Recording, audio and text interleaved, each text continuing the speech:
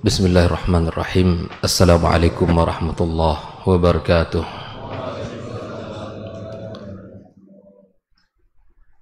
Alhamdulillah. Alhamdulillahi rabbil alamin. Wassalatu wassalamu ala nabiyyinal mursalin wa ala alihi at-tayyibin wa ashabihi al-ghurril mayamin wa man tabi'ahum bi ihsanin ila yaumiddin.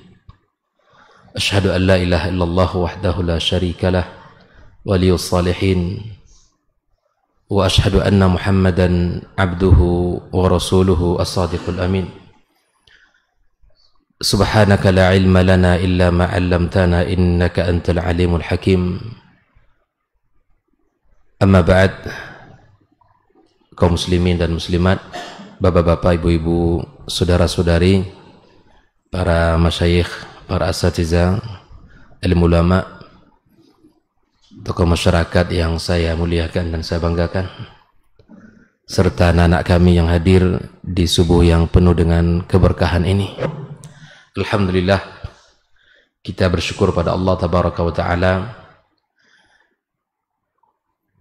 kita bisa memulai hari kita yang baik ini, memulai hari kita dengan satu ibadah yang mulia, ibadah yang sangat agung. Bahkan Nabi Sallallahu Alaihi Wasallam memberikan sebuah kalimat jaminan bagi orang yang melaksanakan subuh berjamaah. Banyak sekali hadis Nabi yang berbicara tentang keutamaan, berbicara tentang fadilah, bahwa di antaranya orang yang melaksanakan ibadah salat subuh berjamaah itu, Nabi mengatakan faka'annama qama al-laila kullah. Orang itu seperti yang mendirikan malam dengan ibadah kepada Allah. Kita tidur, kita istirahat, kita rehat, tapi kemudian Allah memberikan kepada kita jaza, balasan, seperti orang yang mendirikan malam dengan ibadah kepada Allah Tabaraka wa Ta'ala. Dan di salat subuh juga merupakan salah satu ibadah salat yang terjadi pergantian para malaikat Allah di dalam tugas-tugas mereka. Yata'aqabuna fikum malaikatun bil-laili wan-nahar. Pergantian malaikat-malaikat Allah, salah satunya adalah di waktu subuh ini. Kemudian kita orang-orang mukminin yang bisa melaksanakan ibadah salat subuh dilaporkan oleh malaikat kepada Rabb Azza wa Jalla, dilaporkan kepada Allah, dan Allah bertanya, dan Allah Maha tahu, kaifa taraktum ibadi, bagaimana kalian tinggalkan hambaku. Coba lihat kalimatnya, jawaban dari malaikat Allah untuk mukminin, kaum muslimin. Atainahum wa hum yusallun. Kami datangi mereka dalam keadaan salat. Wa taraknahum wa hum yusallun. Kami datangi mereka dalam keadaan salat. Masya Allah. Tercatat hamba Allah fulan salat. Wa taraknahum wa hum yusallun. Pun demikian kami tinggalkan mereka dalam keadaan salat. Pergantian itu di waktu subuh dan waktu asar. Makanya Nabi mengatakan, atau ayat Al-Quran disebutkan, dua salat di dalam Al-Quran secara khusus, salat subuh dan salat asar. Salat subuh, apa bunyi ayatnya? Wa Qur'an al-Fajr. Allah menyebutkan salat subuh ini dengan Qur'an al-Fajr, walaupun sisi rakaat dia lebih sedikit dari jumlah salat yang lain, tapi jumlah bacaan ayat lebih panjang dan lebih banyak. Inna Qur'an al-Fajr kana mashhuda. Salat subuh itu dipersaksikan oleh malaikat Allah. Ini salat subuh. Salat asar apa? Hafidhu 'ala salawati was salatil usta. Para ulama tafsir mengatakan maknanya salat asar. Dan Nabi SAW mengatakan orang yang ketinggalan salat asar itu kerugian besar dalam keluarganya, dalam dirinya dan keluarganya. Subhanallah. Maka disinilah ketika seseorang menjalankan syariat Allah Azza wa Jalla, maka Allah akan angkat derajatnya, akan Allah muliakan dia. Jangan kita berbicara tentang banyak ibadah, salat saja. Salat saja. Mulai kita berangkat dari rumah, baca doa, kemudian kita terhitung langkah kaki kita menuju rumah Allah ini. Yang satu akan mengangkat derajat kita, yang satu lagi menghapuskan dosa-dosa kita. Masuk kita ke rumah Allah ini, kita salat berjamaah. Subhanallah. Bahkan orang yang selesai salat, duduk dia di tempat salat sampai datang waktu syuruk misalnya, kita salat 2 rakaat, Allah, maka Nabi mengatakan seperti orang yang melaksanakan ibadah haji, umrah sempurna, sempurna, sempurna. Subhanallah. Fadilah yang sangat luar biasa. Maka disinilah kita pentingnya belajar agar hati kita ini semangat, agar hati kita ini mau melakukan kebaikan, agar hati kita ini cinta kepada kebaikan itu. Karena tidaklah ada orang yang memahami sebuah keagungan syariat atau menjalankan perintah Allah Azza wa Jalla kecuali dia tahu ada ilmunya di situ. Kita bangun di awal hari ini, kemudian kita pergi ke rumah Allah karena kita tahu keutamaan pertama perintah Allah Azza wa Jalla, kemudian kita tahu sebagai ibadah yang sangat agung insya Allah tabaraka wa ta'ala, dan seterusnya. Dan ilmu itulah yang menggerakkan kita, ilmu itu yang menjaga kita. Kata Ali bin Abi Thalib, ya, bahwa perbedaan antara harta dengan ilmu ketika dia sampaikan apa? Sesungguhnya ilmu menjaga kalian, dan ketika harta, siapa yang menjaga? Kita. Maka perbanyaklah belajar ilmu. Bahkan yang Allah perintahkan kepada Nabi kita alaihi salatu wassalam untuk kita minta dan diperbanyak di dalam hidup kita apa? Ilmu. Apa bunyi ayatnya? Wa qur rabbi zidni ilma. Itu kita minta. Minta kepada Allah ilmu. Minta kepada Allah Azza wa Jalla ilmu, agar Allah berikan kepada kita ilmu. Dan kita minta pula kepada Allah agar Allah mudahkan kita untuk mengamalkan ilmunya. Ikhwani kaum muslimin rahimakumullah. Kita mengucapkan salat dan salam untuk Nabi kita Muhammad sallallahu alaihi wasallam, untuk keluarga, para sahabat dan orang-orang yang telah berjuang bersamanya, dan kepada siapapun muslimin dan muslimat, mukminin mukminat yang senantiasa berada di atas agamanya sampai hari kiamat kelak. Pagi ini kita sedikit membicarakan tentang harus belajar dari keluarga terbaik dalam Al-Quran. Bicara keluarga tidak bisa lepas dari konsep Al-Quran dan konsep As-Sunnah. Karena Al-Quran merupakan sumber ilmu utama kita. Begitu juga dengan hadis Nabi Sallallahu Alaihi Wasallam. Tadi malam kita sudah dapat pencerahan bagaimana As-Sunnah itu memiliki kedudukan di dalam Islam, dan bagaimana kalau kita amalkan akan membuat kita ini nyaman, membuat kita ini tentram, damai, dan saling cinta dan kasih di antara kita. Bicara tentang keluarga tak boleh lepas dari Al-Quran. Ketika kita meninggalkan konsep Al-Quran, maka disitulah kita akan kesulitan. Karena di antara keistimewaan syariat itu, agama yang benar-benar itu adalah mudah. Innad dina yusr. Sesungguhnya agama itu mudah, dan syariat yang Allah terapkan, yang Allah tetapkan untuk kita bersama umat Muhammad sallallahu alaihi wasallam itu syariat yang mudah bagi kita. Makanya kata Nabi, tidak ada orang yang tasyaddud di dalam agama kecuali akan kalah. Maka di sinilah pentingnya kita mengamalkan agama ini dengan benar, seperti mengamalkan as-sunnah Nabi. Ya, subhanallah, kalau ada ibadah yang ditetapkan oleh Rasul, ya, qauliyah dan fi'liyah, dicontohkan oleh beliau, lakukan apa yang dia lakukan, karena itu ada keberkahan, ada kemudahan. Tapi coba lihat, ada orang yang Masya Allah semangat ibadah tinggi, sekian ribu zikir dikerjakan karena dapat wirid khusus dari guru, gitu ya, dari kiai.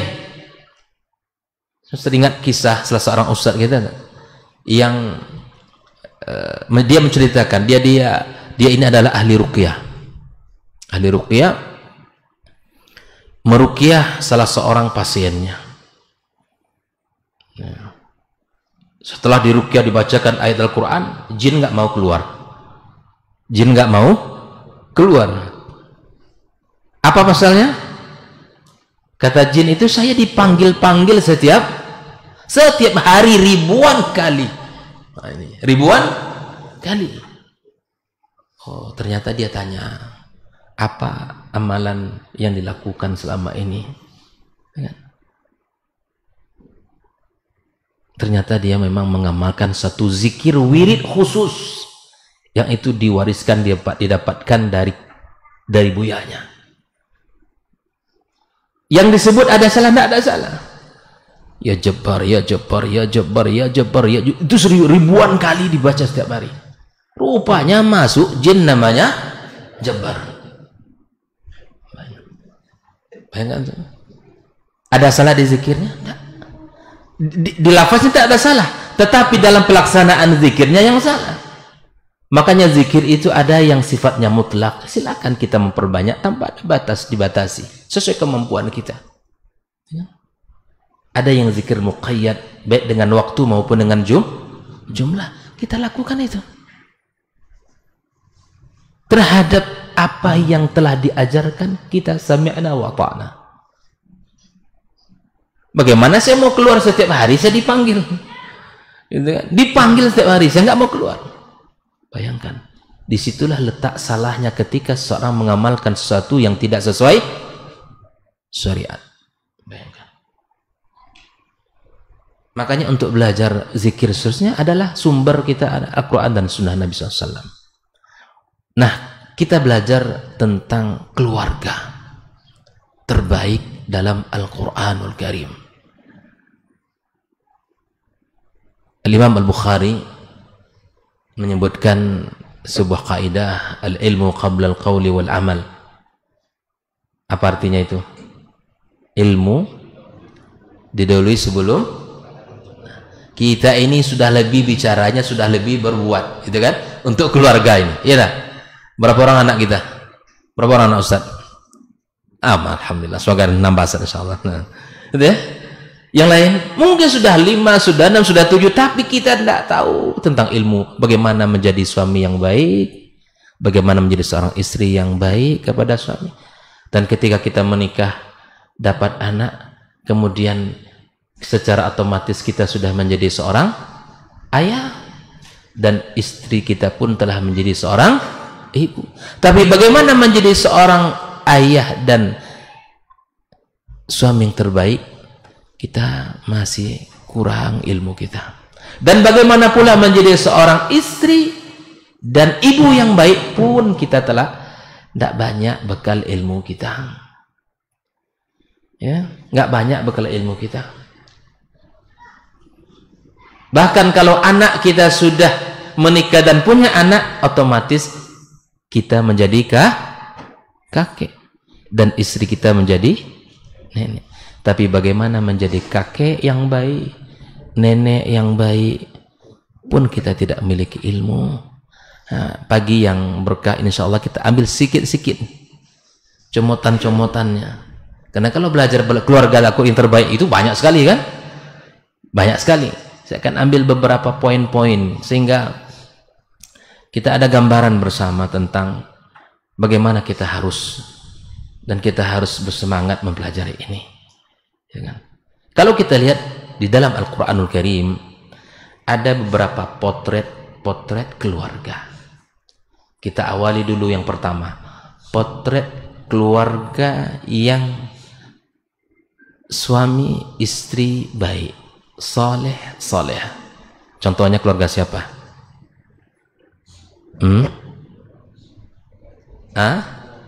Ali Imran masuk ya, satu. Yang lain keluarga Nabi Ibrahim. Oke, siapa lagi? Namsat Luqman. Tidak disebutkan ya, baik. Dia yang kita bicara tentang pasangan ya. Oke, siapa lagi? Selain dari keluarga Nabi Ibrahim alaihissalam, keluarga siapa lagi?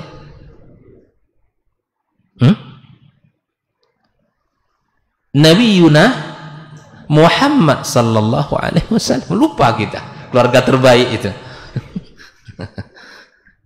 Subhanallah ya. Dua keluarga terbaik yang kita ucapkan salawat dalam lisan kita setiap pagi sore dalam salat kita. Allahumma salli ala Muhammad wa ala ali Muhammad. Masya Allah, keluarga berkah ini. Bagaimana keluarga ini? Bagaimana Rasulullah sallallahu alaihi wasallam? Bagaimana dia dengan istrinya? Bagaimana dia mendidik anak-anaknya? Kemudian Allahumma salli ala Ibrahim wa ala ali Ibrahim, kita sebut dan ucapan lisan. Tapi kemudian apakah selawat bahkan ini salat yang sempurna ya, bentuk salat paling sempurna ini, Masya Allah. Tapi kemudian apakah kita mempelajarinya dengan sempurna?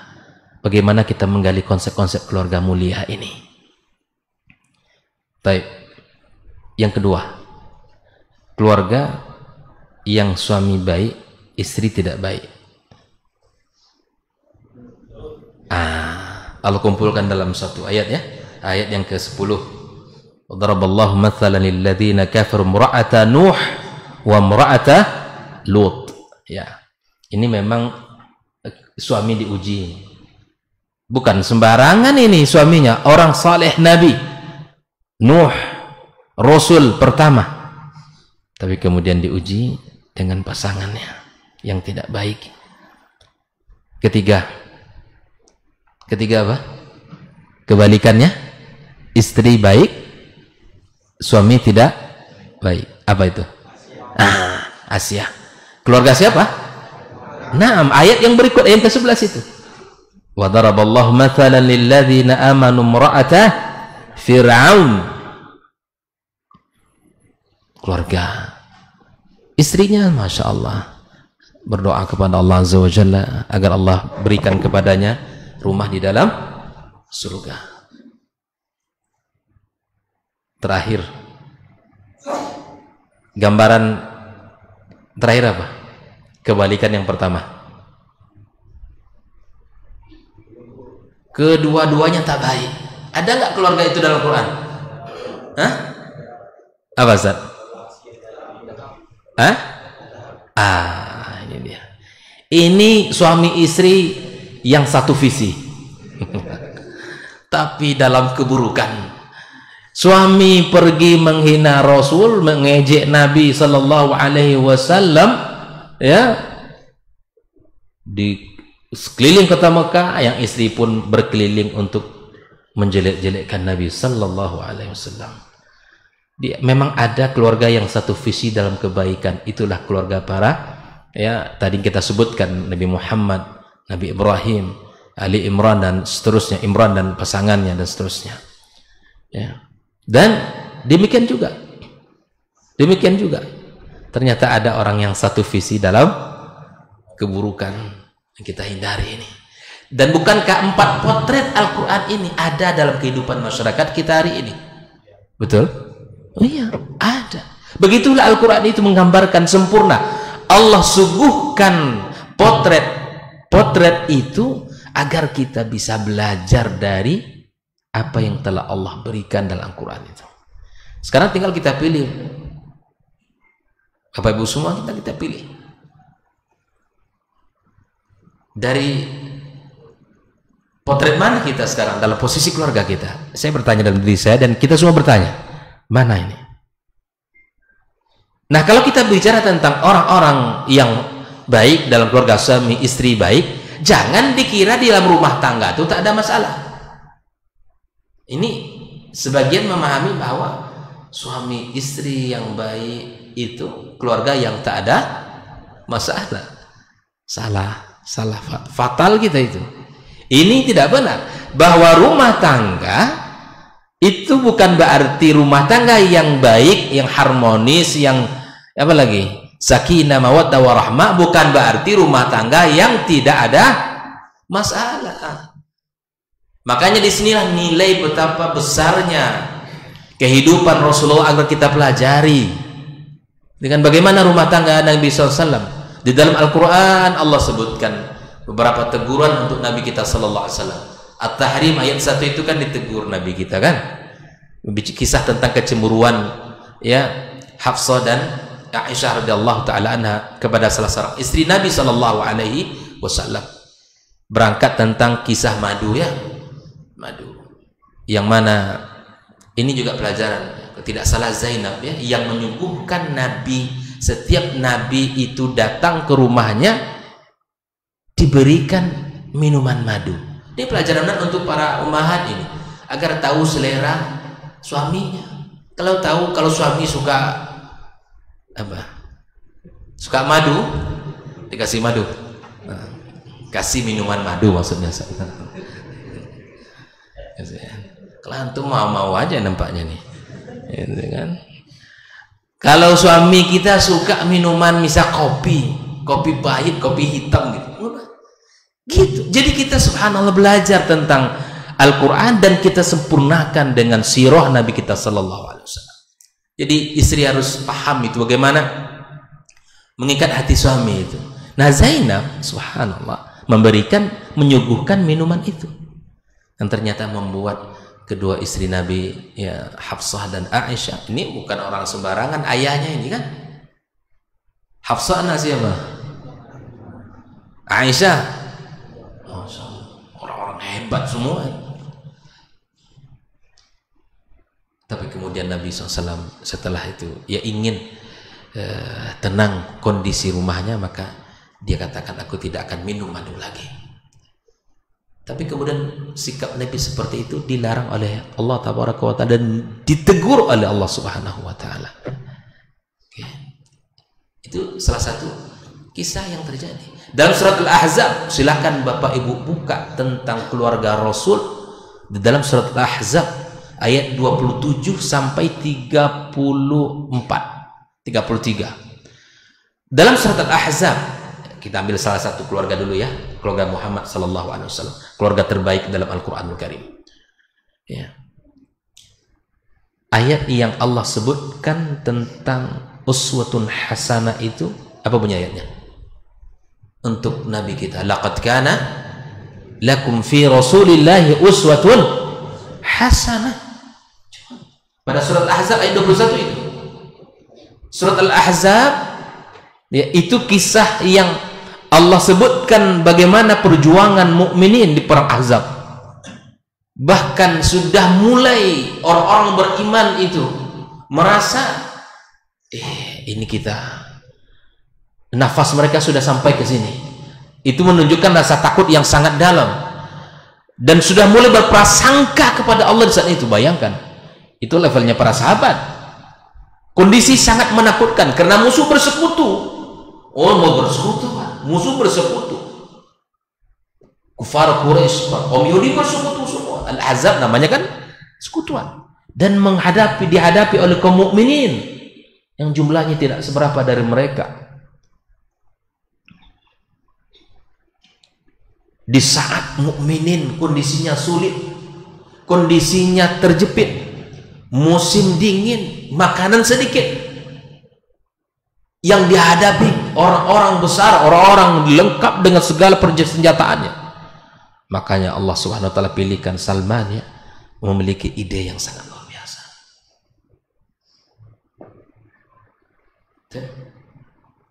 Dan kemudian dalam surat Al-Ahzab itu Allah sebutkan di ayat yang ke-21, laqad kana lakum fi Rasulillahi uswatun hasanah. Kenapa demikian? Kenapa ayat ini tidak Allah sebut di surat Muhammad sallallahu alaihi wasallam atau di surat-surat yang lain? Kalau kita buka ilmu munasabat dalam Al-Quran namanya, kalau kita lihat dengan kacamata ilmu ini, kita akan dapatkan. Karena subhanallah, Nabi kita sallallahu alaihi wasallam di saat sulit, di saat yang sangat sempit seperti itu, tapi Nabi sallallahu alaihi wasallam pun menjadi qudwah di dalam segala kondisi. Bayangkan, para sahabat menggali. Bahkan kemudian Nabi itu menggali, memukul batu, mengangkat tanah dengan bajunya. Bayangkan, dia pemimpin, bukannya sekadar menyuruh orang, tapi dia pelaku khusus. Bahkan ada satu batu yang tak sanggup dipecah oleh para sahabat. Siapa yang pecahkan? Subhanallah. Kan bisa aja sebetulnya, kan beginilah ketaatan para sahabat itu ya. Kan bisa saja digeser sedikit, kan batunya, misal batu, ya kan, ada garis harus dipecahkan situ kan. Kalau kita mungkin hidup di zaman itu, sudah kita belokkan aja sudah sedikit gitu kan. Kenapa susah-susah kita ya memecah batu besar itu? Belokkan aja sedikit, ya kan, selamat, tidak susah tenaga kita, nggak banyak habis tenaga kita kan. Tapi begitulah ketaatan para sahabat itu. Bayangkan, Nabi yang suruh di sini. Bayangkan, kalau kita mungkin lah bergeser tuh, geser sedikit jalan Nabi itu. Ya Allah, itu kan? Kita kan banyak pandai membuat alasan, tak? Pandai buat alasan. Para sahabat tidak. Di sini kali kata Nabi, coba oleh para sahabat, tidak sanggup. Nabi datang, di situ kelihatan mukjizat Nabi Sallallahu Alaihi Wasallam tentang kota-kota yang akan menjadi futuhat dan akan menjadi kabar gembira bagi umat ini. Saya katakan bahas itu. Tapi di saat kondisi sulit seperti itu, Nabi tetap menjadi qudwah. Allah sebutkan ayat laqad kana lakum fi Rasulillahi uswatun hasanah. Dalam kondisi sulit, Pak, kita tetap bisa bersabar, kita tetap menjadi orang baik, lisan kita terjaga, yakin kepada Allah. Itu yang ditunjukkan oleh Nabi kepada sahabatnya. Allah sebutkan di ayat 21, laqad kana lakum fi Rasulillahi.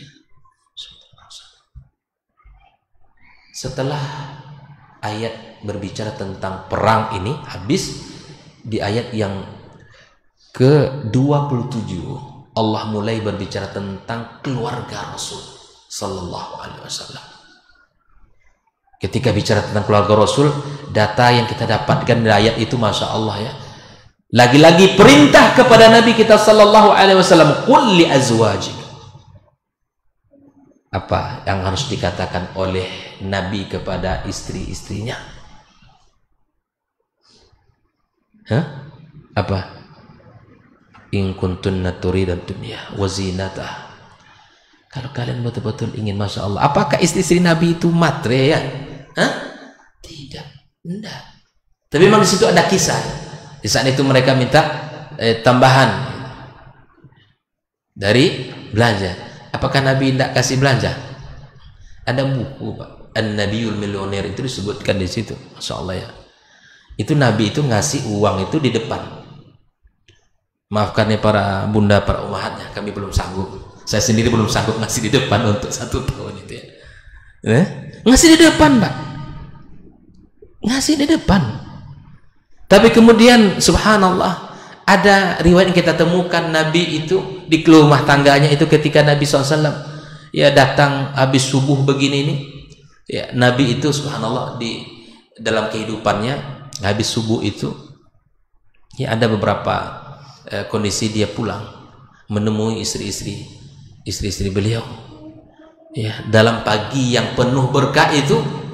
Setelah syuruk, Nabi pulang menjenguk istri-istrinya, satu persatu dijenguk, melakukan 3 hal. Yang pertama, mengucapkan salam terbaik. Di balik kita ke rumah sholat subuh tuh ucapkan salam keluarga kita ya. Yang kedua, berikan doa terbaik untuk keluarga kita. Doakan pagi-pagi, doakan istri kita, Pak. Ini berbahagialah para ummahat ya. Yang suami tahu ilmu ini dan mendoakan nanti insyaallah deh. Yang belum tahu nanti kabari.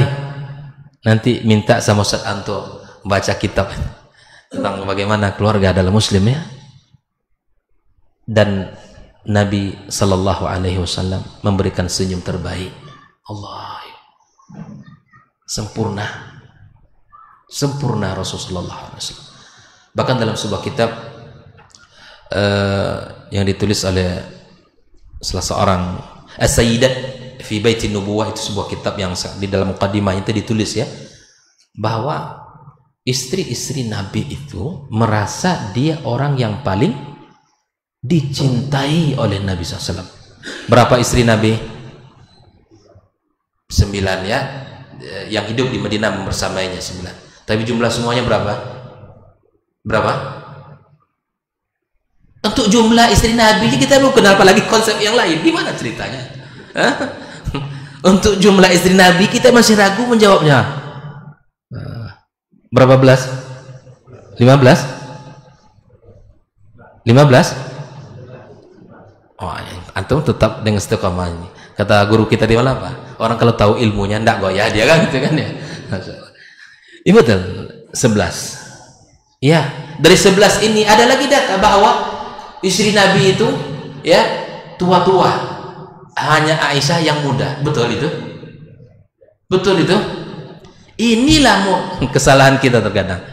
Sudah teorinya salah, datanya salah ya. Nanti membangun kesimpulan di atas data yang salah itu kesimpulan yang iya. Jadi istri Nabi itu tidak tua-tua, sehingga lahir juga. Kalau nak antum poligami, carilah yang tua-tua. Ibu-ibu marah kita namanya. Enggak ada yang tua-tua. Bahkan ada riwayat Khadijah itu enggak 40. Tapi yang masyhur memang 40 ya. Silakan nanti buka. Ini untuk jumlah istri Nabi. Ya kan?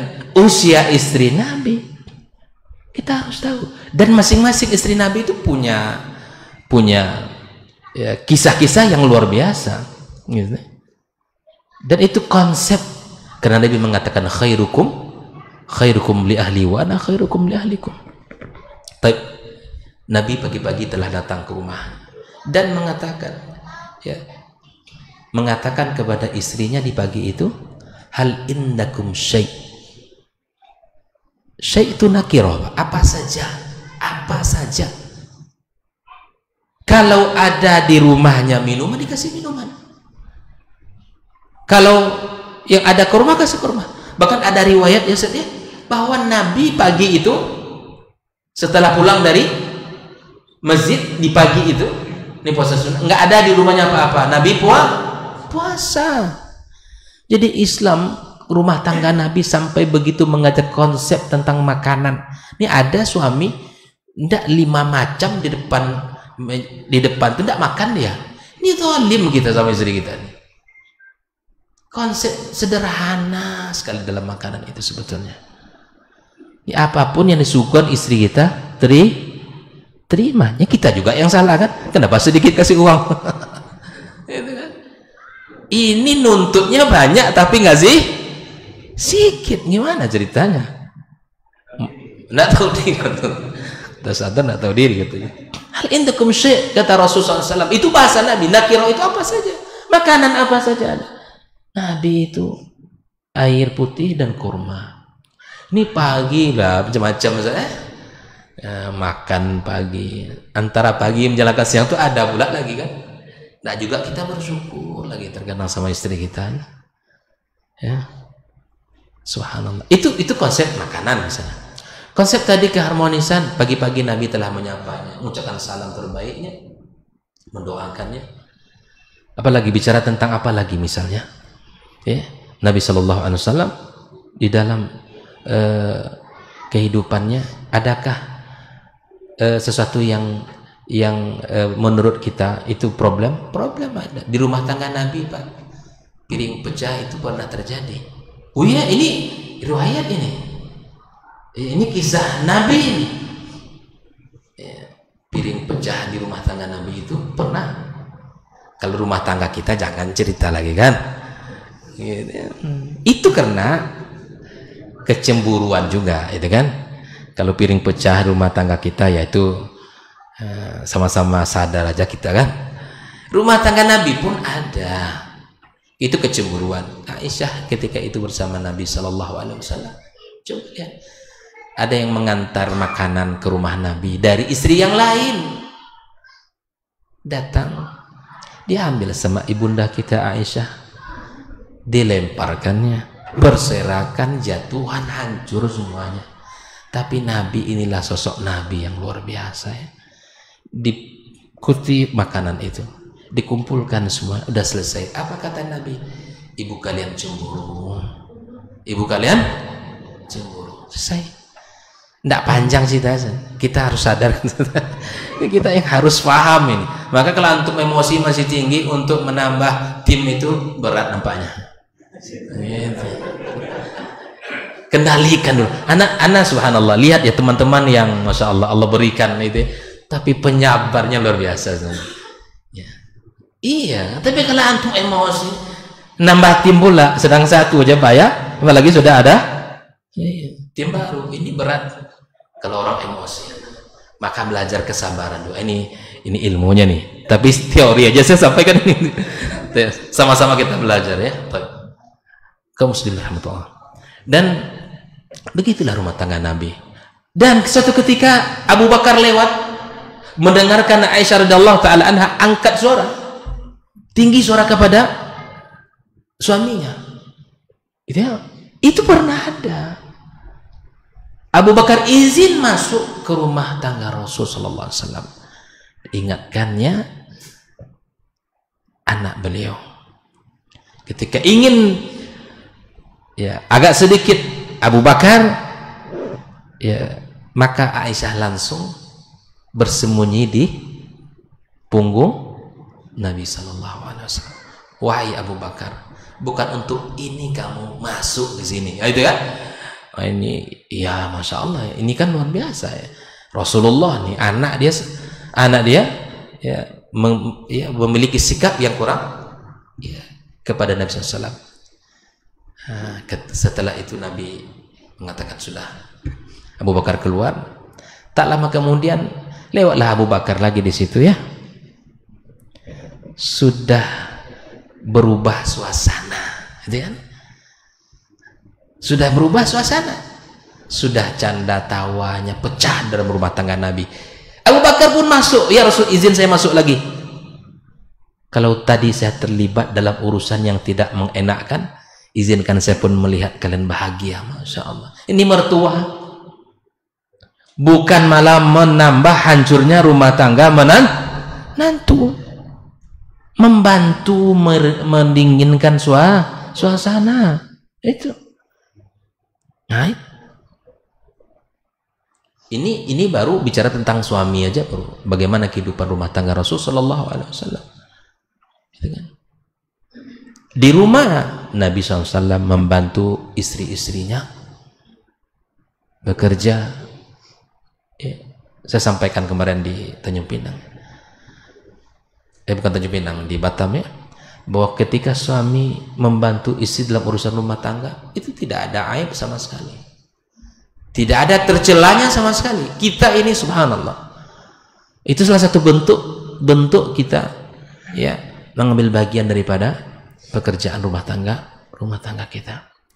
Itu dalam urusan dalam rumah tangga. Bahkan Nabi Shallallahu Alaihi Wasallam ada suatu waktu bersama keluarganya untuk ya menikmati keindahan. Ini kalau contoh, Aisyah itu orang yang masya Allah ya, keakraban, kedekatan yang luar biasa. Suatu ketika ada anak-anak Habasyah yang sedang main-main di depan Masjid Nabawi. Orang ngumpul semuanya di situ ya. Aisyah ajak Nabi ke situ. Aisyah ajak Nabi.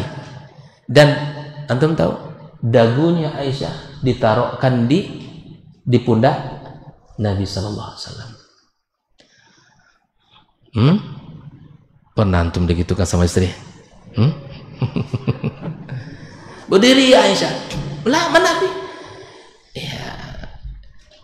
Apalah arti permainan itu? Tapi Nabi SAW ingin menjaga hati istrinya. Hatinya ingin, istrinya ingin dekat, ingin menunjukkan. Kata Rasul, sudah belum, kata Aisyah.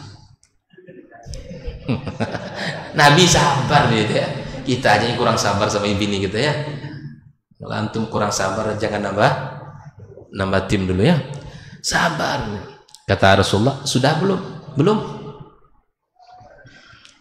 Ternyata ada maksud Aisyah itu. Ya Rasulullah, sesungguhnya aku ingin menunjukkan kedudukan aku di hatimu kepada yang lain. Wah, ini kalau ada istri kita, istri pula lagi ya. Istri kita nanti pegang tangan kita depan keluarga kita, depan keluarganya, depan bapaknya, depan abang adiknya, pegangnya tangan kita, sambut dengan hangat ya. Bukan pegang gitu ya. Jangan. Itu istri kita, perempuan ini luar biasa ya, makhluk yang ajaib itu ya. Kita harus paham dengan perasaan, halus sekali. Makanya Nabi membahasakan apa? Membahasakan istri itu, perempuan itu dengan apa, guru? Awarir. Apa itu? Gelas-gelas kaca. Bahasa Nabi itu luar biasa indah. Untuk perempuan itu gelas-gelas kaca. Gelas tuh, kalau dibiarkan dia taruh di lantai di mana aja, bahaya tersepak, pecah dia. Itu kan?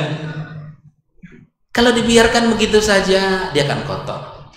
Maka mesti kita jaga gelas-gelas kaca, kata Nabi SAW. Kita rawat, kita jaga, kita sayangi, kita berikan perhatian kita. Apa kata Aisyah? Aku ingin menunjukkan kedudukan aku di hatimu. Masya Allah. Ini kalau ada istri kita nanti mau manja-manja ke kita ya, kalau umur 50 tahun cucu anda umur, enggak apa-apa. Seharusnya, jangan salah Pak, data Nabi itu ya, semakin tua semakin romantis. Beda. Antum lihatlah sejarah hijrah Nabi ke Madinah itu usia berapa, dan istrinya Nabi SAW di kota Madinah itu disitulah yang paling banyaknya. Hanya 3 istri yang dinikahi di kota Mekah. Yang pertama siapa? Khadijah. Yang kedua Saudah.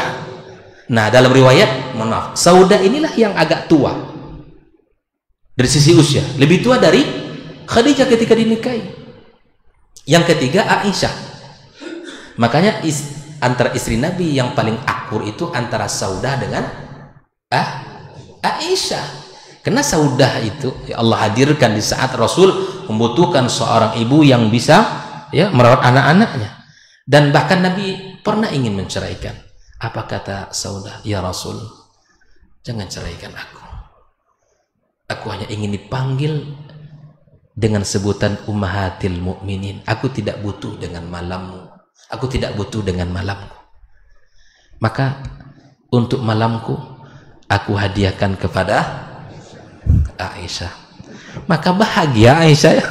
Kalau yang lain dapat satu malam, kalau Aisyah dapat akrab mereka itu ya. Ini kalau ada orang yang ngasih gini nih mantap ini ya. Gitu. Subhanallah. Yang sisanya itu apa? Di kota Madinah, dan usia Nabi SAW di atas 50. Ini kalau ada kita sudah kepala 5, kepala 6 romantis. Itu mah seharusnya begitu. Pulang dari masjid kita nanti mulailah lagi ya. Jangan kita malu-malu. Kenapa cucu kita juga tidak malu-malu? Tidak perlu kita malu-malu. Ini maksudnya dalam bab-bab yang memang kita boleh kita ya, menunjukkan kita sayang kepada istri kita, kepada pasangan kita. Bicara apa lagi? Tentang piknik misalnya. Oh, subhanallah. Nabi mengundi ya, kalau istri-istrinya pergi ingin pergi perang itu diundi juga. Ini kita apa yang mau diundi kan? Dan Aisyah lagi ceritanya kan?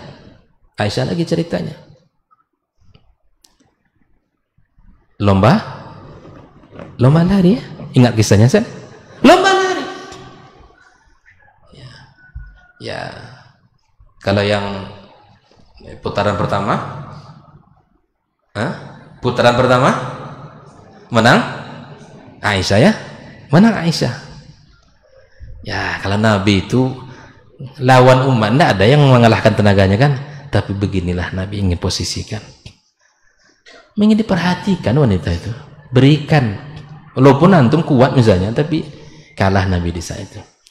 Di satu masa pasukan kaum muslimin sudah, kata Nabi, maju kalian, sudah pergi kalian, tinggalkan kami di sini berdua.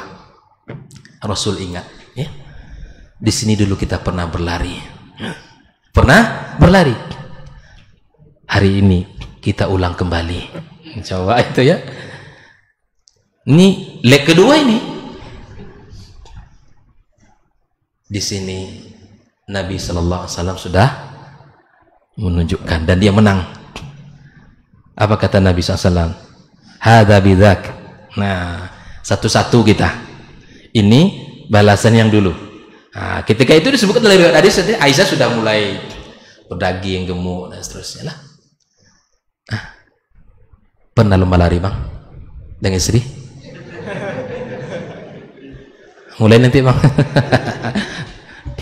Ya silakan aja lah. Artinya bab-bab yang lain begitu, yang menunjukkan suasana ini kaku maku di rumah, kaku membatu, nak ada kalimat canda dengan istri kita pak, kaku. Kalau ada suami ibu ya mencandain di rumah, ya anggap itu bumbu indah. Apa pula nih abang pagi-pagi ini? Ya, nah, subhanallah, rumah tangga itu indah. Bahkan kita katakan baiti jannati, rumahku surgaku. Bagaimana mungkin kalau rumah itu ya tidak ada di dalamnya keindahan, kecintaan, kenyamanan. Sementara kita sering ungkapkan baiti jannati. Apalagi Sofia, tidak salah itu ya, Sofia kisahnya itu ya, yang mana Nabi SAW ketika ingin naik ke tempat kendaraannya, itu kan, apa yang dilakukan Nabi? Karena Sofia ini termasuk fisiknya tidak terlalu tinggi jika dibandingkan dengan istri lain. Jongkok Nabi pak, jongkok, dijadikan paha Nabi itu untuk sebagai sandaran untuk menginjak naik ke atas kendaraan. Kalau kita mungkin cari kursi aja paling aman kan. Subhanallah, bersaki di paha kita kan, nah, kursi itu jalami gitu kan. Tapi momen-momen itu mesti kita, yang tentu kita masing-masing memiliki suasana-suasana yang berbeda. Perlu rela pak, perlu kita rela, perlu kita rubah suasana dengan keluarga kita. Bun, malam ini kita makan di luar katanya kan. Oh, istri sudah senang. Rupa sudah dihidangi di luar rumahnya. Pergi aja lah keluar kita. Aja istri, Bun, di situ ada restoran baru Bun. Oh, senang kali dia tuh. Aja anak-anak kita kan. Awal ya bunda harus tahu juga awal bulan lah nanya begitu-gitu tuh kan. Ini restoran baru di sini, ada tempat baru. Pergi kita yuk. Gitu. Hibur, Pak. Karena kelelahan istri itu luar biasa. Ini ada suami yang, mohon maaf ya, bagi yang kalau sudah ngaji itu ya, orang harus lembut ke istri ya. Jangan kaku kita, jangan kaku. Tunjukkan kita ini orang yang paling sayang kepadanya, tunjukkan orang yang paling, karena perintah Allah wa'ashiruhunna bil ma'ruf, gitu kan, pergauli dengan cara yang baik. Dan istri kita, kata Nabi SAW, diciptakan dari tulang rusuk yang paling bengkok. Kalau dibiarkan bengkoknya bertambah kuat, tapi kalau dipaksa dengan cara yang agak sedikit paksa itu akan patah. Perlu seni untuk seni untuk memperbaiki pasangan kita. Maka cara memperbaiki pasangan gimana caranya? Ngaji sama-sama. Karena kalau ikhwan semua ngaji ke masjid, nggak bawa istri, balik-balik kita kasih materi pula di rumah. Alah, jadi ustadz pula bang nih katanya kan. Terkadang ada suasana yang sulit untuk menyampaikan. Tapi kalau sama-sama kita datang, maka ngaji itu bawa istri. Kalau tidak, sebutkan ada streaming Ustadz Anto. Nah, bunda nak ke masjid bi, ya kan? Nggak apa-apa, abi ke masjid. Tapi judul hari ini penting sekali. Ada streamingnya nanti, itu kan? Kasih kuota apa? Disuruh nonton tapi kuota bini habis pula kan? Nah, itu, begitu. Streaming di rumah. Gun, gimana kajiannya tadi, Bun? Luar biasa. Diskusikan. Diskusi ilmu, subhanallah. Ini hal yang sangat indah, Pak. Aisyah itu adalah wanita yang Imam Zuhri mengatakan kalau dibandingkan ilmunya Aisyah dengan wanita-wanita di zaman itu, tidak ada bandingannya. Seorang wanita yang alim, berilmu. Tahu kita rahasianya? Pertama nih memang mudah, ya usianya. Yang kedua cerdas memang iya. Karena kecerdasan Aisyah itu jangan dikira. Ilmunya banyak, ilmu ansab. Jangan dikira. Kata salah seorang sahabat, wahai Aisyah, aku tidak heran kalau engkau itu pakar dari ilmu nasab. Karena memang bapaknya Abu Bakar itu adalah pakar ilmu nasab. Kalau engkau menjadi seorang wanita yang berilmu, cerdas, banyak ilmu, aku tidak heran engkau tinggal bersama Nabi. Tapi ada satu ilmu yang dimiliki oleh Aisyah ini, ilmu kesehatan. Ini ditanya kenapa? Ternyata rahasianya apa? Ketika Nabi menjelang sakit menjelang kematian itu, banyak orang yang datang kasih obat, kasih ini, kasih itu semua. Kasih. Ternyata dikasih tahu Aisyah, ini gunanya untuk ini gunanya, dikasih. Di situ baik. Makanya subhanallah, anak-anak perempuan kita ini untuk ilmu kesehatan ini sangat perlu. Apalagi dokter misalnya, kalau ada di antara ikhwah yang punya semangat ya dan kemampuan anak kita pun juga punya kemampuan, didikan dokter. Ini masalah yang terkait dengan kewanitaan, dokternya laki-laki, ini masalah besar ini. Iya kan? Masalah besar. Makanya Aisyah radhiyallahu taala anha ditanya, kalau engkau cerdas ilmu nasab, kami tidak heran karena bapakmu pakarnya. Kalau kamu pakar dalam bidang ilmu, enggak heran karena engkau adalah istri dari ilmu kesehatan, Pak, langka. Ternyata disitulah dia tahu beberapa ilmu kesehatan dari ya orang-orang yang khibrohnya luar biasa, pengalaman tentang. Apalagi dalam bab banyak sekali pembahasan tentang rumah tangga Rasul, rumah tangga mulia dari Al-Qur'anul Karim. Masih banyak. Bahkan Nabi SAW tahu, ini saking hebatnya Nabi itu, semakin cerdas. Kalau Aisyah lagi nggak senang ke Nabi,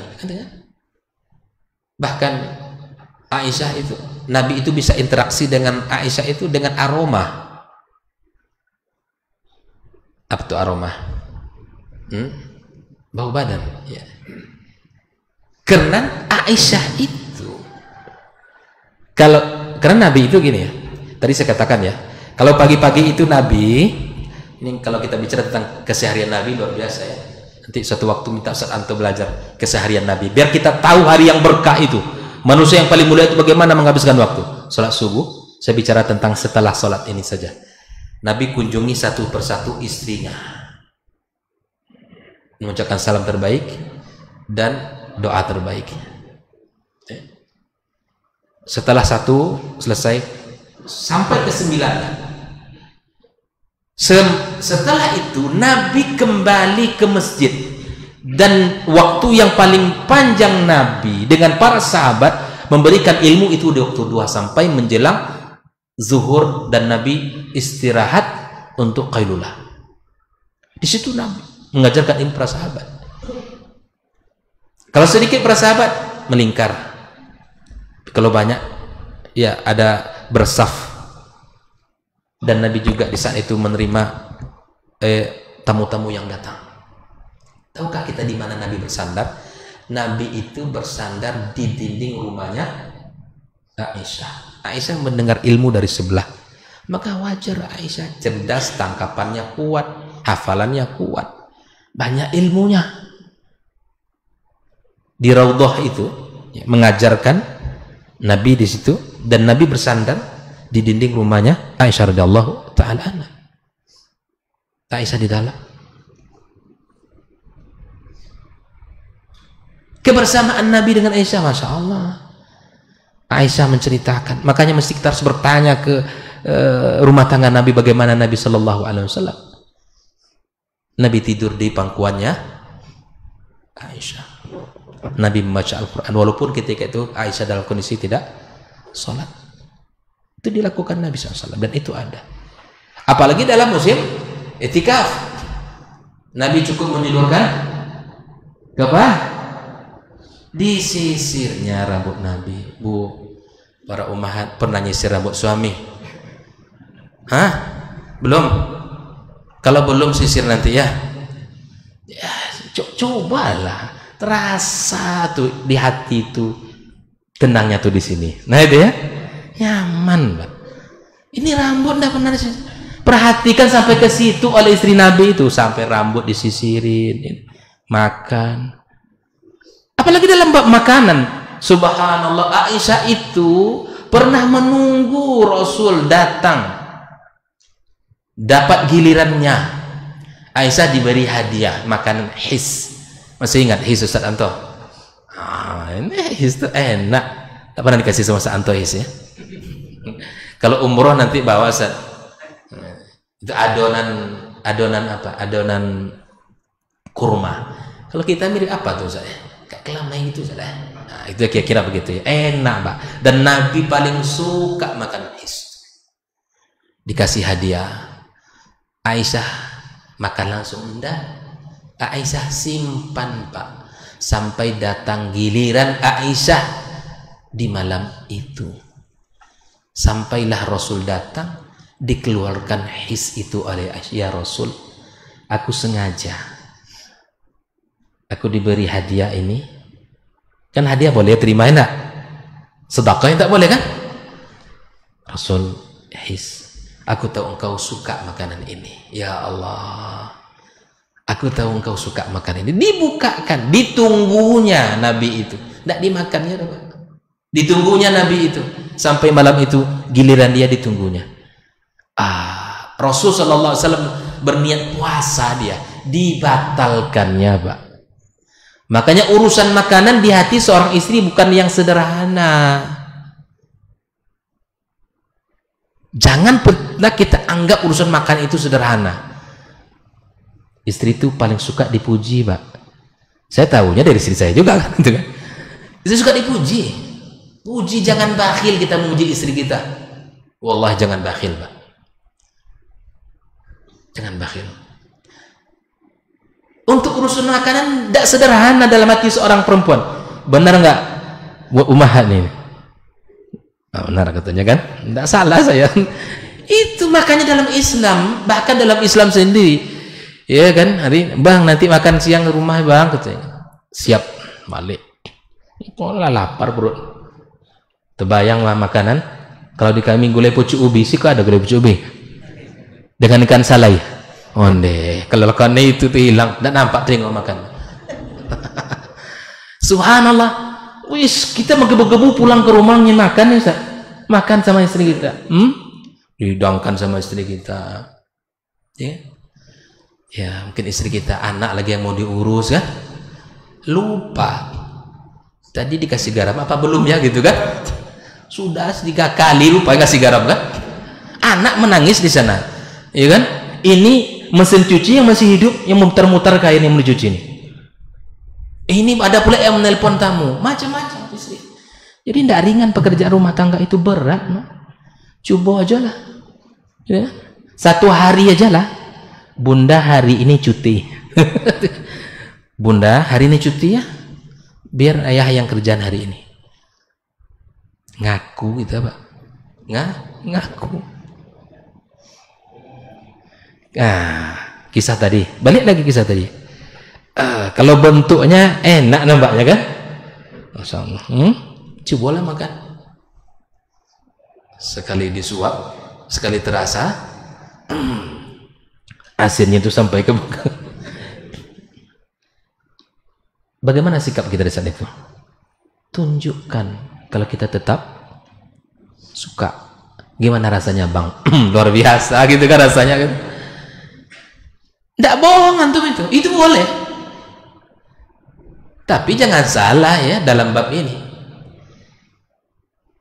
Dek, abang hari ini dinas luar, tidak pulang malam ini gitu kan?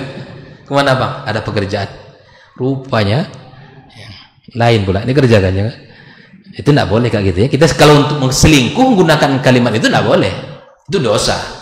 Ini pada bab-bab bahwa seorang istri menghadirkan makanan kepada kita, itu boleh kita katakan Masya Allah, jazakillah khairan. Puji istri kita, Pak. Jangan bakhil kita muji istri kita. Ya? Jangan bakhil.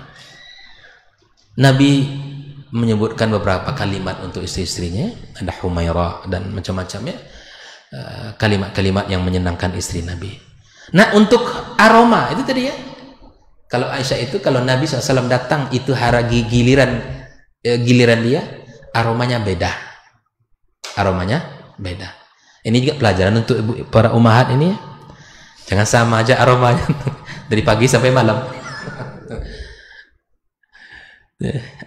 Aisyah itu tahu kalau di harinya Nabi SAW giliran dia, aromanya beda. Begitulah Islam mengajarkan kita. Ini nggak bisa 1 jam 2 jam mempelajari ini lama.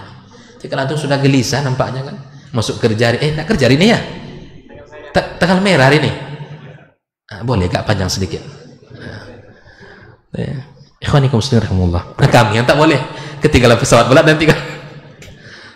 Ikhwanikum muslimin rahimakumullah. Itu rumah tangga Rasul sallallahu alaihi wasallam.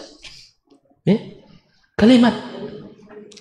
Apalagi dalam bab apa lagi? Coba antum ingin sama. Dalam bab apa lagi? Ada semua datanya. Dalam bab makanan sudah ada tadi, gitu kan? Dalam bab keakraban, ya bagaimana Nabi ya akrab dengan istri. Ya, Aisyah naruh dagu di dada Nabi SAW, dan Nabi juga ya berbaring di pangkuan Aisyah. Subhanallah. Apa lagi datanya? Data apa lagi yang antum inginkan? Dalam masalah ibadah jangan ditanya. Dalam sebuah riwayat kan begitu. Suatu malam aku kehilangan Rasulullah SAW, gitu kan? Dan lampu di mana? Ya, lampu di sana nggak seperti di kita kan? Dicari-cari oleh Aisyah. Dapatlah ternyata kaki Nabi SAW sedang sujud kepada Rabbnya. Apa kata Aisyah? Ya Rasulullah, anta fi wadin wa ana fi wadin. Itu bahasa ini ya. Anta fi syai'in wa ana fi syai'. Ya Allah, dalam kebersamaan itu istrinya memikirkan bagaimana ternyata suaminya, kekasihnya Rasulullah SAW sedang bertadaruk kepada Allah Subhanahu wa taala. Ya Allah, terasa ini kaki Nabi SAW kehilangan. Tapi ada juga satu ketika gitu kan? Kehilangan juga Nabi. Sampai Aisyah mengatakan, aku kira Nabi itu pergi ke rumah istri yang lain di malam itu. Masya Allah ya. Nabi SAW pergi ke Baqi Al-Gharqad. Nabi mengajarkan agar kita datang ke kuburan itu mendoakan mereka, bukan meminta kepada ala fazuruha. Ini ada yang mengatakan, ustaz kemudian antum ini yang dah ngaji-ngaji ini melarang ziarah kubur. Ini salah fatal. Tidak ada yang melarang ziarah kubur. Kita diperintahkan oleh Nabi kita SAW, ala fadhuruha fa innaha tudzakirukum bil akhirah. Ziarah kubur itu mengingatkan kita tentang akhirat. Tapi ya ini dia, ziarah itu untuk ngambil ibrah. Ada adab-adab masuk di situ. Membaca doa, bukan meminta kepada mereka, ya, atau membuat acara-acara yang tidak diserahkan di situ dan seterusnya. Aisyah keluar, kejarnya Nabi, dilihatnya, dan Nabi sadar ada orang ngikutin. Ketika Nabi pulang, Aisyah mencoba untuk lari lebih kencang, seakan tidak terjadi apa-apa, tapi nampak di dadanya. Tapi Nabi SAW memberikan kalimat-kalimat yang indah. Apalagi masih banyak kisah-kisah yang sangat luar biasa, dan itu mesti para asatidzah menyampaikan ilmu ini, karena sekali lagi ilmu perhatian kita tentang bagaimana rumah tangga Rasulullah SAW itu sangat minim. Pelajarilah itu. Dan mari kita sama-sama mempelajarinya untuk kita praktekkan. Sehingga menjadi sebuah kalimat laki-laki yang terbaik itu, kata Nabi siapa San? Yang terbaik kepada keluarga. Di luar sana hebat, dipandang, disanjung gitu ya. Kalau datang tuh disambut gitu ya. Kepada orang-orang di luar sana, Masya Allah, kalimatnya lembut, sikapnya lembut. Tapi bila balik ke rumah, Masya Allah, seperti seorang diktator. Tidak ada lagi kalimat-kalimat indah itu. Tidak ada lagi kalimat-kalimat yang kita bisa senyum kepada orang.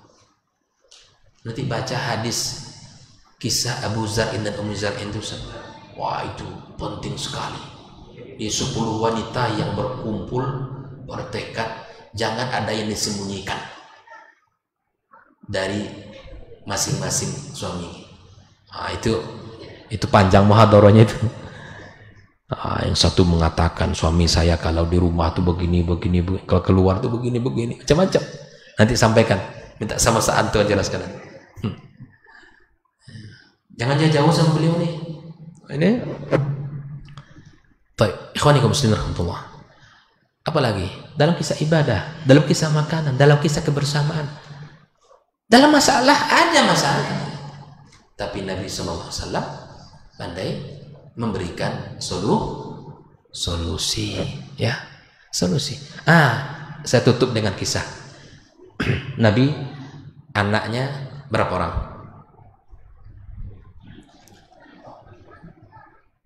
Itu tandanya kita belum belajar sempurna.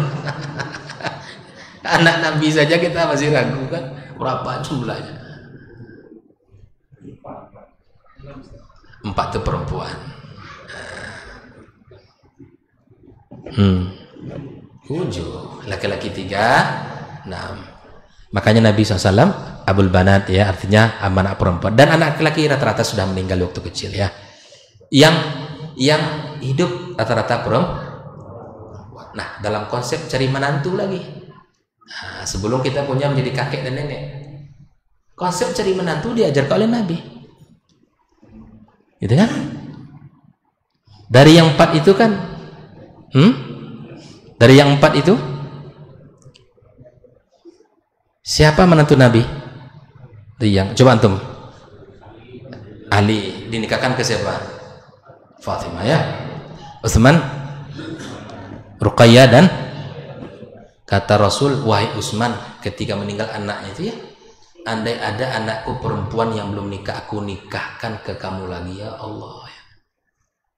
Utsman tu rajulun hayyin, ya, rajulun, ya, laki-laki yang kata Nabi, fa innal malaikah, ya, malaikat saja malu kepadanya. Ada kisahnya, tapi mungkin tak bisa dijelaskan semuanya. Intinya apa? Dalam bab mencari menantu itu, ya, dalam bab mencari menantu itu, kalau sudah ada kita kenal, Pak, soleh, baik, itu kan, kenapa kita harus mencari yang lain-lain, yang jauh, yang belum kita kenal? Ngaji begini nih, tengok kiri kanan, gitu ya. Mana yang bisa disalamin jadi besar, kan? Tidak. Iya, betul, Pak. Mana yang bisa kita salamin jadi besan? Kita punya anak perempuan, dia punya anak laki-laki. Di mana anak waktu sekolahnya? Oh, ya Allah, gitu kan? Kalau sudah begitu kita tahu ada anak laki-laki, apalagi anak laki-lakinya masjid ke masjid pula, kan? Dan ngaji pula lagi, lurus akidahnya, ibadahnya benar pula lagi, Allah, hafiz pula lagi, tambah ganteng pula lagi. Itu tidak boleh ditinggalkan tuh, pepek terus. Betul, mahal, walaupun dia belum punya penghasilan, kan yang penting kan ada rezeki, ya enggak? Ada rezeki itu, wa ma min dabatin fil ardi illa 'ala Allahi rizquha. Ada dijamin, Pak, rezeki itu sama Allah, gitu kan? Jadi konsep mencari menantu, ya, kalau ada yang bisa disalami jadi besan, udah salami aja. Sama juga, lihatlah Khulafa Rasyidin itu ya, yang dua terakhir itu menantu, yang dua pertama itu apa siapanya Nabi? Mertua. Coba lihat, tidak jauh-jauh Nabi itu, Pak. Tidak jauh-jauh. Tidak jauh-jauh. Lihatlah kisah Umar bin Khattab ya. Antum masih ingat kisah wanita penjual susu ya, dengan ibunya itu ya. Setelah Umar mendengarkan dialog iman antara wanita ini dengan ibunya tambahkan air. Anaknya bilang tidak boleh, bunda, tidak boleh tambahkan air. Amirul Mukminin melarang. Kata maknya tidak ada dia, tidak nampak sama dia tuh.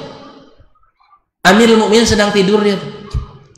Rupanya Amirul Mukminin sedang mendengarkan dialog indah ini di luar rumah mereka. Berkesan beliau. Besok pagi dikumpulkan anak-anaknya, dicari data siapa orang ini, ditandai oleh Umar rumahnya. Ditandai oleh Umar rumahnya, disuruhnya Asim menikahi. Ini kalau ada anak-anak wanita salehah, beriman, akhlak bagus, iman, tandai cepat sebelum ditandai oleh orang lain. Rugi antum, tandai cepat sebelum ditandai oleh orang lain. Untuk anak antum maksudnya, itu awak pula kan. Ini ada orang gitu ya, ada orang Ustaz, tolong Ustaz, anak cari. Ini datanya Ustaz. Ya, tingginya sekian, warna kulitnya begini, matanya. Kalau dapat macam itu sifatnya untuk Ustaz lah dulu kan. Takkan dikasih ke yang lain. Yang penting agamanya bagus. Tandai itu, tandai cepat rumahnya. Umar ditandai rumah itu dan besok disuruh anaknya menikahi. Antum tahu dari silsilah itu lahir siapa? Umar bin Abdul Aziz. Jadi kalau hulunya baik, hulunya jernih, insya Allah hilirnya jernih. Air itu ya. Kalau sudah hulunya keruh, hilirnya keruh. Takut kita begitu. Oke? Oleh karenanya dalam konsep menantu. Dalam konsep jadi kakek, apalagi? Siapa yang sudah jadi kakek di sini? Banyak nampaknya di sini. Ini kakek Bang? Belum ya, masih muda nampaknya, masih bisa nabatin nampaknya kan. Oke. Nabi satu ketika ya, ini cucunya cucunya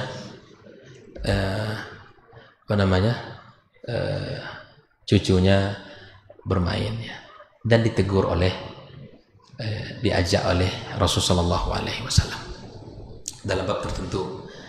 Intinya bahwa ketika anak beliau atau cucu beliau ya, ketika cucu beliau main ya, kemudian main apa tuh di atas kuda ya, wahai